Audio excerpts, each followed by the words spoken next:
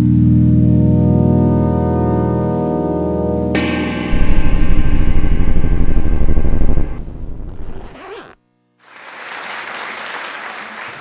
if you woke up one day and realized that you had a superpower?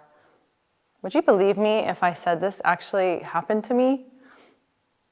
My superpower is that I'm what's called an empath. Anyone who knows me well won't be surprised at all by my secret shirt, because the truth is that I've never grown out of taking any opportunity to dress up. It turns out that only around 2% of people are considered empaths, which is why I call it my superpower. As empaths, we have a heightened ability to put ourselves in someone else's shoes, especially when it comes to understanding and responding to emotions, often to the point of feeling others' emotions ourselves. We essentially don't have an off button for empathy, but we are adept at self-regulation. I'm conscious today of how wonderful it would have been to be in the presence of a real TED audience with the opportunity to feel your energy. Unfortunately, that's not possible due to the current global health crisis. So instead, I'm grateful to be in this beautiful setting in Barcelona. I want to start with a story about the person in my life who helped open my eyes and my heart to the power of empathy. But before I do that, I'd like to invite you to think of someone with whom you haven't been able to see eye to eye, or whom you recognize maybe you've judged unfairly. And I invite you to keep them with you as I continue. In my case, I'm quite certain being an empath is largely attributed to growing up with a father disabled by a traumatic brain injury from a car crash, and the ensuing trauma that this caused our family. I learned at a young age to experience the world through Dad's eyes. A twisted side effect of his brain injury was that he lost the ability to show empathy, and that included toward me and my sister. I automatically compensated for this by empathy becoming my reflex, showering Dad with care, love, and acceptance, no matter how hurtful his behavior, he couldn't control, could be at times. As you see, he could still feel empathy from others, and instinctually I understood how critical this was for nurturing his spirit.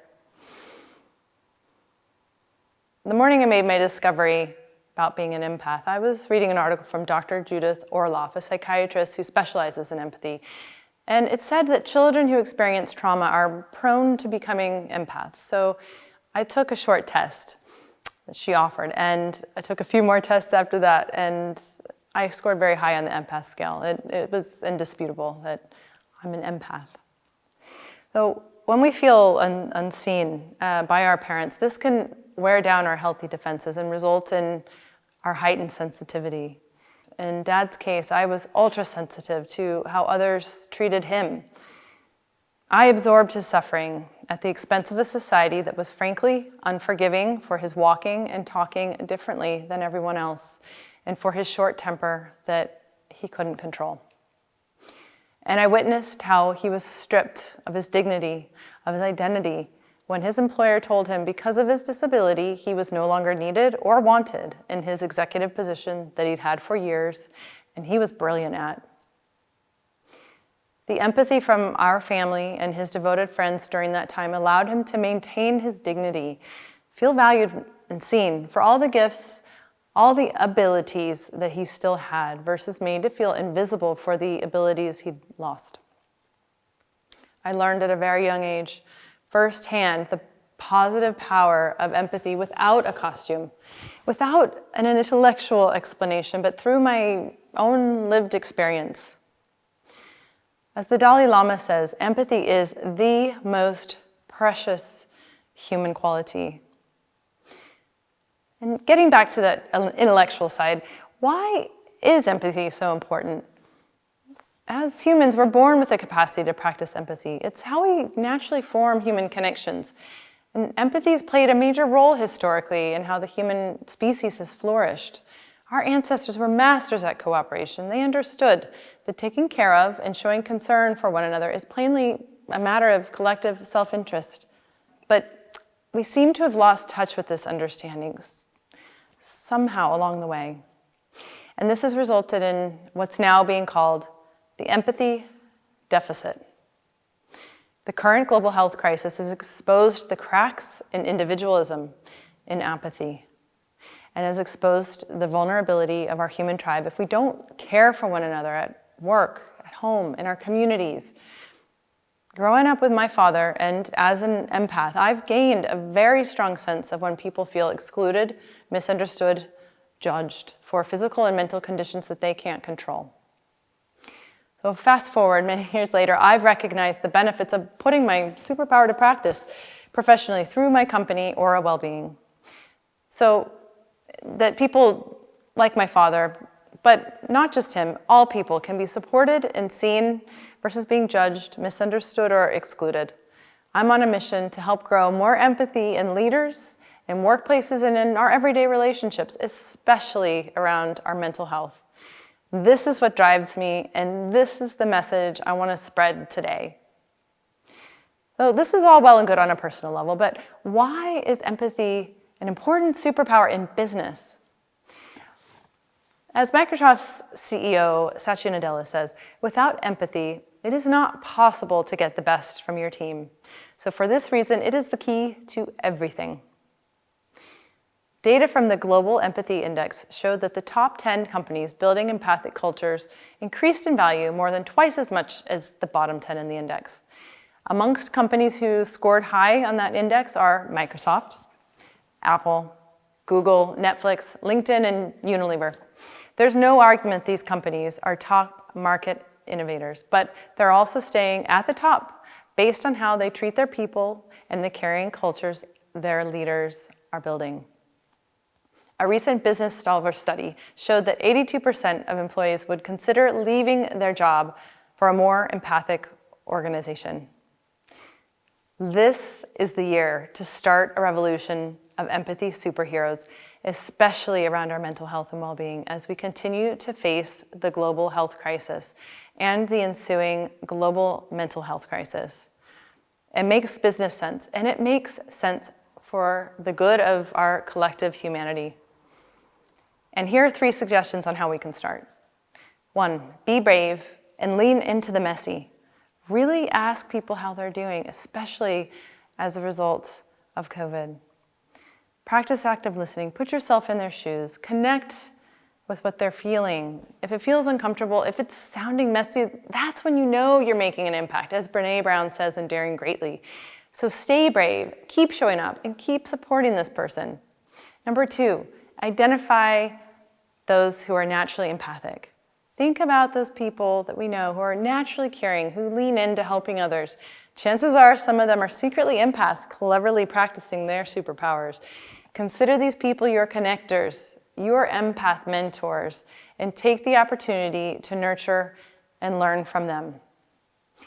Actively recognize and combat your unconscious biases. This is number 3. Bias is a natural part of the human condition, but it also perpetuates judgment, fear, and inequality. Identifying and working through our unconscious biases is a critical practice for building empathy in both our personal and our professional communities. Look, I recognize that creating an empathy revolution is not going to happen overnight, but we can start to wake up our dormant empathy muscles that we all have today via these 3 practices, and we don't have to be empaths to do so. So I want to be transparent. It can be tough to put yourself in someone else's shoes, especially when it comes to facing difficult emotions. But we are living through tough times. Practicing empathy requires us to be brave, and superheroes are the bravest of the brave. This I learned from life with my father. He was my superhero. He was told he would never walk again and that he'd have a shortened life expectancy. That man, he walked for 30 more years with a severe limp and lived until he was 75 years old. He never lost his sense of humor. He had the biggest smile and the most infectious laughter of anyone I've ever known. This is a photo of him that I took 15 years ago. I have no doubt that the empathic support of our family and the lifelong friendships that he held helped him beat these prognoses and helped him maintain his consistent sense of optimism and daily gratitude for being alive.